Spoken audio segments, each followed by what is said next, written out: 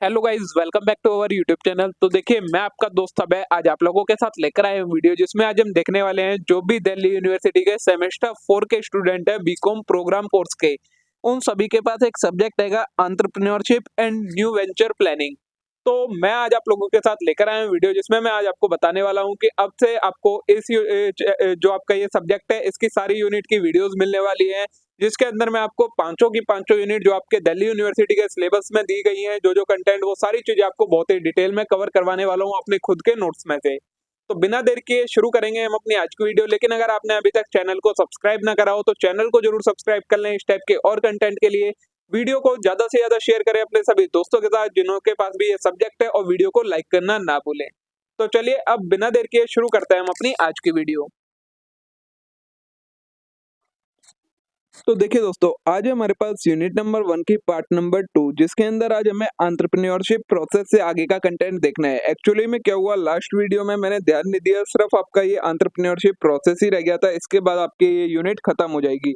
अभी जब मैंने चेक करा तब मेरे को पता लगा सिर्फ इतना सा ही कंटेंट आपका बाकी है। तो मुश्किल से ये वीडियो 5 से 6 मिनट की आपकी होने वाली है, और इसके बाद आपकी यूनिट नंबर 1 फिनिश हो जाएगी। तो एंटरप्रेन्योरशिप प्रोसेस में सबसे पहला स्टेप क्या होता है, आइडिया जनरेशन। तो the process usually begin with identify a business idea और अपॉर्चुनिटी। जो एंटरप्रेन्योरशिप प्रोसेस होता है वो कहाँ से स्टार्ट होता है कि एक बिजनेस आइडिया या अपॉर्चुनिटी को आइडेंटिफाई करना। This could involve recognising a gap in the market, solving a problem और कैपिटलाइजिंग अ ट्रेंड। ये आइडिया कहाँ से आएगा, या तो जो मार्केट में गैप है मतलब डिफरेंस है उसे कंप्लीट करने का आइडिया आएगा, या फिर कोई प्रॉब्लम है उसे सॉल्व करने का आइडिया हो सकता है, या फिर कोई ट्रेंड है उसे कैपिटलाइज करा जाए। तो ये आपका पहला स्टेप होता है आइडिया जनरेशन।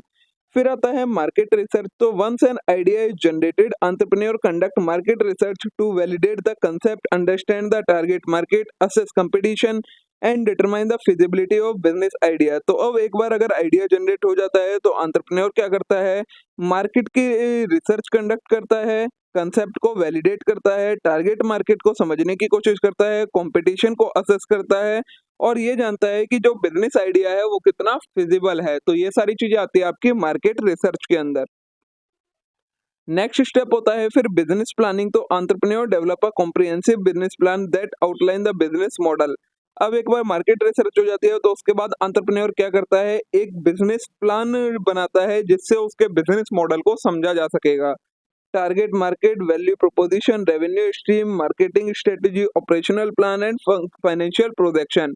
इस बिजनेस प्लान के अंदर क्या क्या होता है, बिजनेस मॉडल की आउटलाइन होती है कि बिजनेस मॉडल क्या होगा, कौन सी टारगेट मार्केट होगी, क्या वैल्यू प्रोपोजिशन होगा, रेवेन्यू की स्ट्रीम क्या होगी, मार्केटिंग की क्या स्ट्रेटेजी होगी, ऑपरेशनल प्लान क्या होगा, और फाइनेंशियल प्रोजेक्शन कैसा होगा। तो ये सारी चीजें आती है आपकी बिजनेस प्लानिंग के अंदर।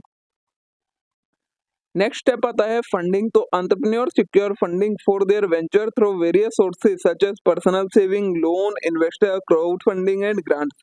जो एंटरप्रेन्योर होते हैं वो कई सारी तरीके से अब अपने वेंचर को फंड करते हैं। जब एक बार बिजनेस प्लान तैयार हो जाता है, फिर एक्चुअल में बिजनेस को सेटअप करना स्टार्ट होता है, तो उसके अंदर फंडिंग की जरूरत पड़ती है। फंडिंग कई तरीके से हो सकती है, जो एंटरप्रेन्योर है उसकी पर्सनल सेविंग से, लोन से, इन्वेस्टर से, क्राउड फंडिंग या फिर ग्रांट से।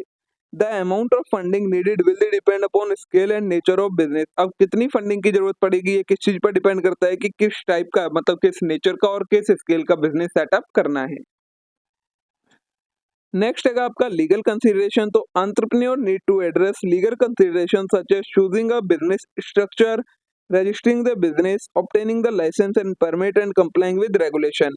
अब फंडिंग आने के बाद बिजनेस सेटअप करने के लिए जो एंटरप्रेन्योर होता है उससे कई सारी लीगल कंप्लायंसेस करनी पड़ती हैं, जैसे कि सबसे पहले बिजनेस स्ट्रक्चर चूज करना, लीगली लीगल होना चाहिए। उसके बाद बिजनेस को रजिस्टर करवाना, लाइसेंस और परमिट्स ऑब्टेन करना, और रेगुलेशन को कंप्लाई करके बिजनेस सेटअप करना।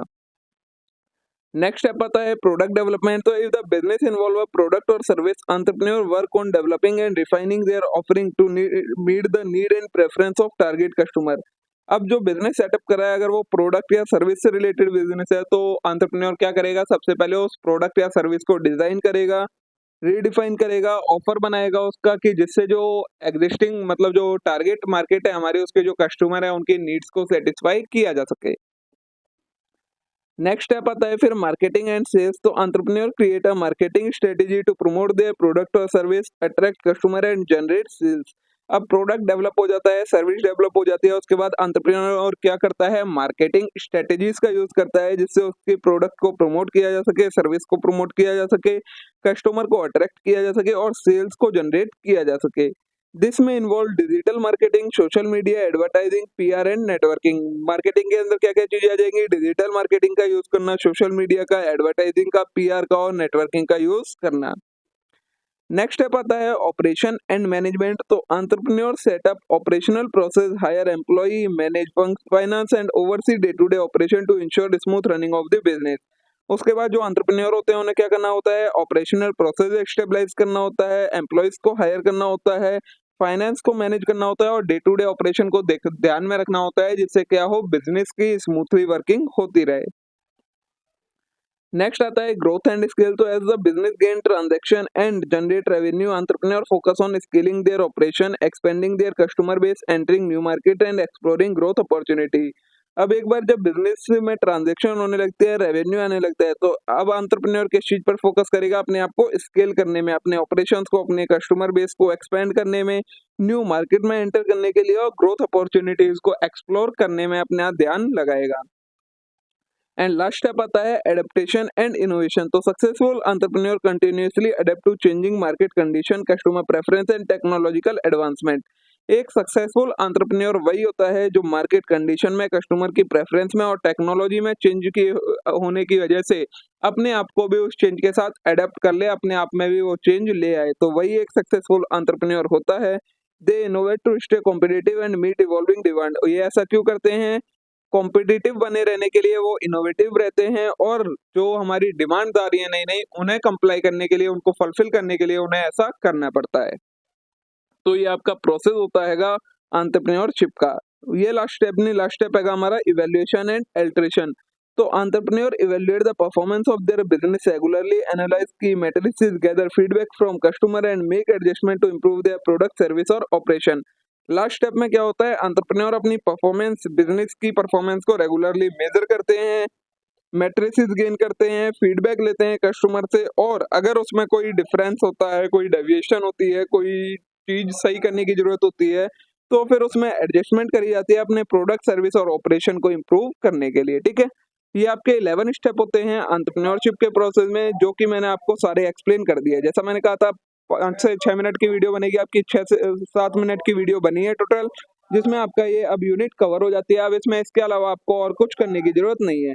तो होप सो आप सभी को वीडियो पसंद आई होगी। वीडियो अच्छी लगी हो तो वीडियो को लाइक करना ना भूले, चैनल को जरूर सब्सक्राइब कर लें इस टाइप के और कंटेंट के लिए। अब हम मिलते हैं नेक्स्ट वीडियो में। Thank you.